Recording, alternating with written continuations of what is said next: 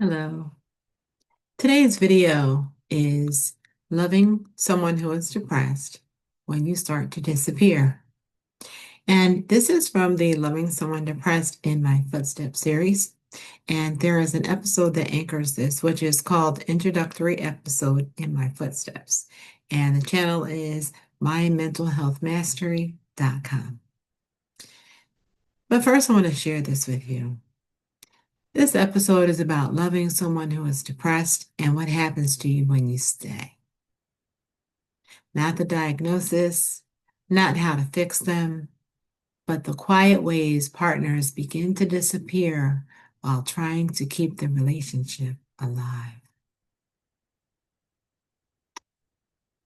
You're listening to My Mental Health Mastery, and this channel is a safe space. It's a space for people who are thoughtful, caring, and often carrying so much more than they let show, especially inside their closest relationships.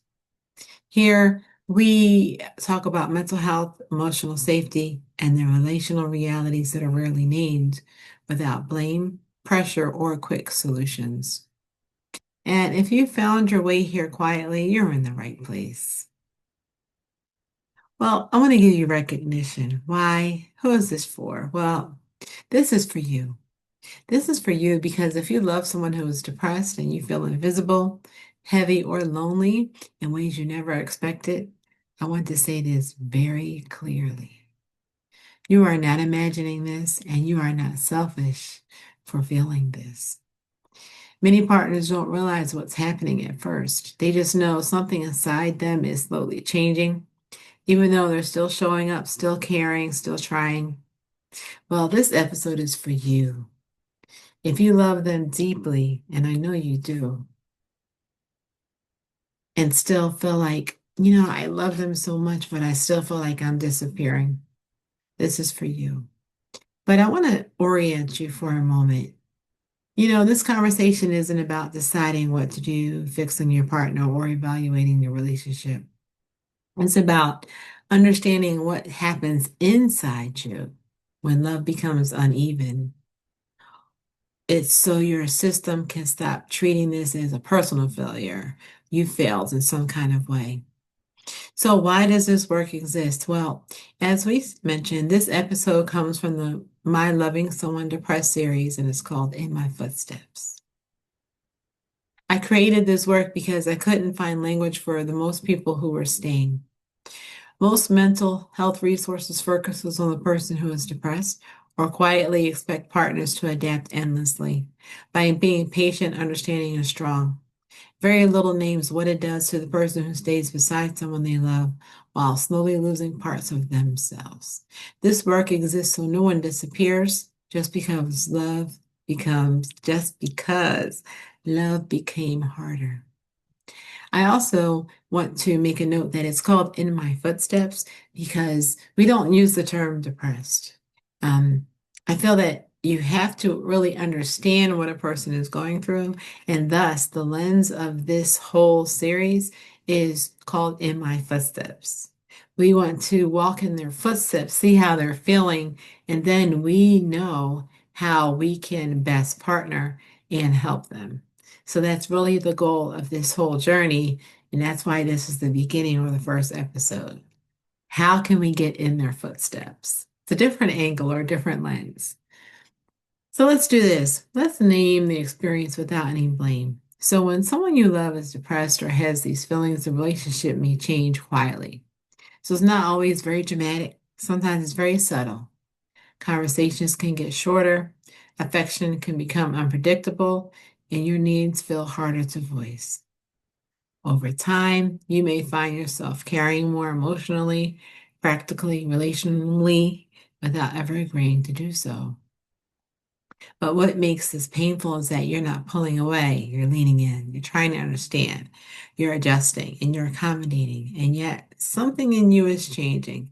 It doesn't mean your partner is bad, and it doesn't mean you're failing at love. It means care has become uneven, and no one taught you how to name that without guilt.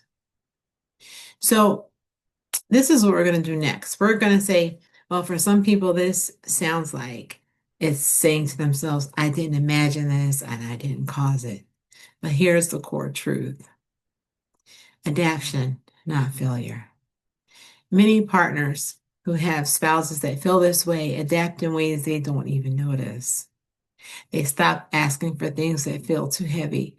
They become hyper aware of moods. They learn when to stay quiet. They learn when to carry the emotional load alone. It's not weakness, it's adaptation. And adaptation is not the same thing as choosing this forever. Let me state that again. Because you are adapting at this present time does not mean that things will stay this way forever. It's temporary. So, for many people, they don't have language, or how do you get help for this? And this is what's going to reduce shame, or make you feel like I'm not crazy that I'm feeling this way. It helps your body stop asking, what's wrong with me? And you start recognizing, hey, this makes sense given with what I've been living in. And this shift alone can bring real relief, because how many people really talk about this angle of of trying to understand, to be in somebody's footsteps so that you can understand where their mentality and what's really going on behind the scenes. So if you feel emotional hearing this, it makes perfect sense. Nothing here requires you to do anything today. You don't need clarity. You don't need answers. You only need permission. What's the permission for? I want to give you permission to acknowledge what this has been like for you, your body, and your heart. Here's something I want you to carry with you after you listen to this video. You know, I can still love them and still need room to exist. So both truths can be true. You love them, but still need room to exist. So if this resonated with you, you don't need to rush out and do anything with it. You're allowed to let those, what we've talked about, settle and come back to them when you're ready. I've created deeper work connected to this series for people who want more language and steadiness, but there's no pressure to seek that out today. If this episode helps you stop blaming yourself even a little, then it's already done something important. Thank you for being here. And if it feels supportive, you are welcome to sit with me again. I have a closing. You now have to find it.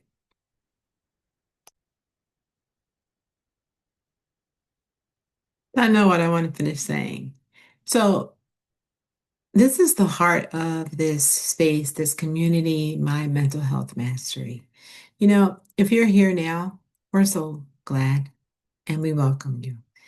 If you're here quietly, we know that you're exhausted from being strong, or if you spent years supporting everyone else, I want you to know you are just enough. You're not failing. You're responding to your life with accuracy, intelligence. Your nervous system has a story to tell, and your heart has a truth to reclaim. You don't have to walk that journey alone. If anything here resonates with you, if something softened inside your chest while I was speaking, I'd love for you to stay. Subscribe so you don't miss the episodes that might finally give language to what you've been living. And when you're ready, explore the deeper work at mymentalhealthmastery.com. This is where the universe expands through tools, episodes, resources, communities. These are all designed to help you come home to yourself.